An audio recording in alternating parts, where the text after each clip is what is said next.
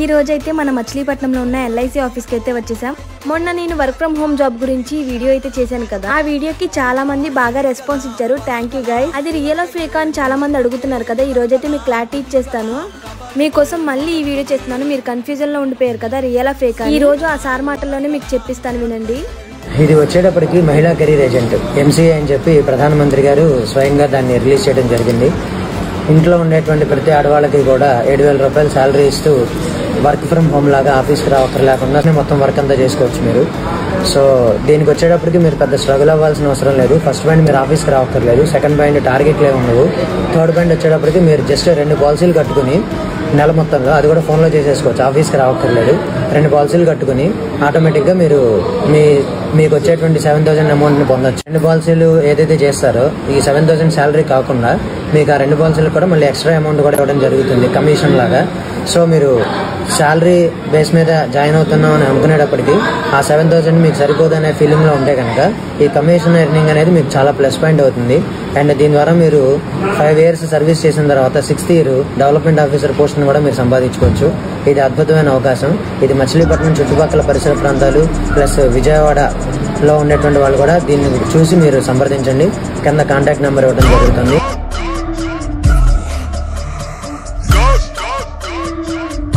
To a real goat.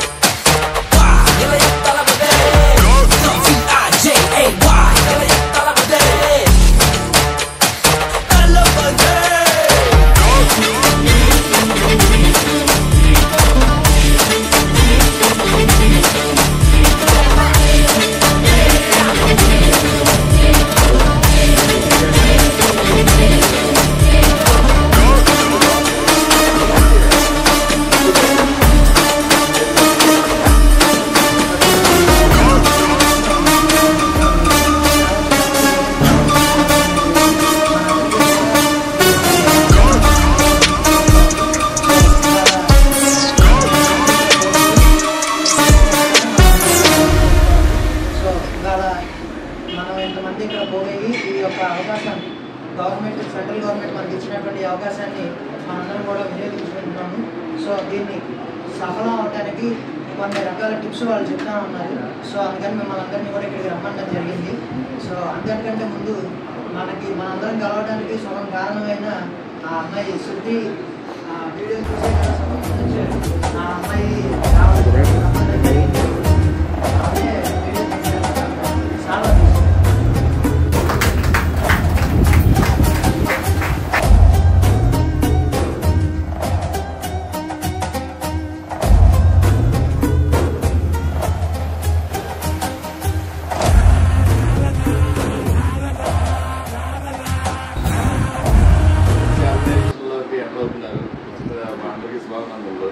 ఈ scheme గురించి తెలుసుగా మీకు? స్కీమ్ తెలుసా? ఏ స్కీమ్ ఏంటి? బీమా శక్తి ఏంటి? అది ఎవరు స్కీము, ఎవరు స్పాన్సర్ చేస్తున్నారు, సెంట్రల్ గవర్నమెంట్ స్కీమ్. ఎవరు? మోడీ గారు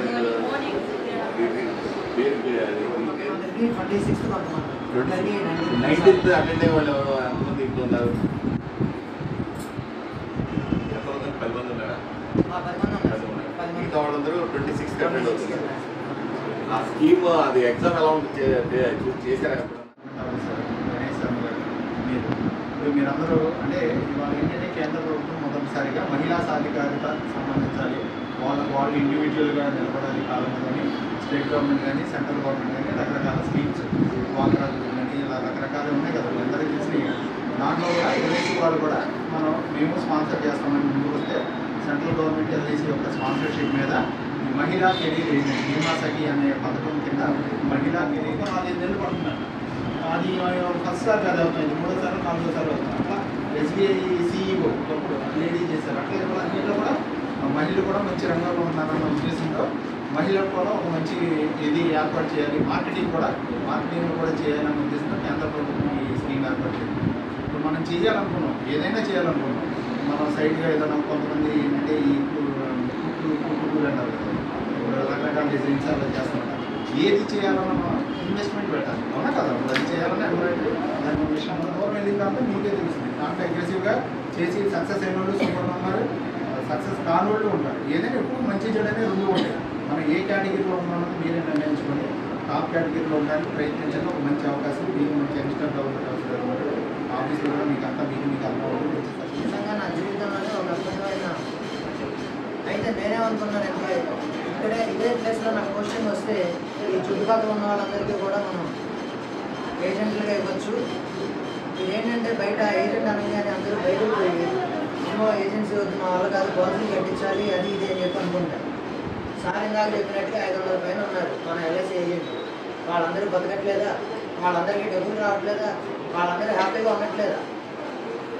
ఏజెంట్ అనేది ఒక అద్భుతమైన ఇది జీవితం.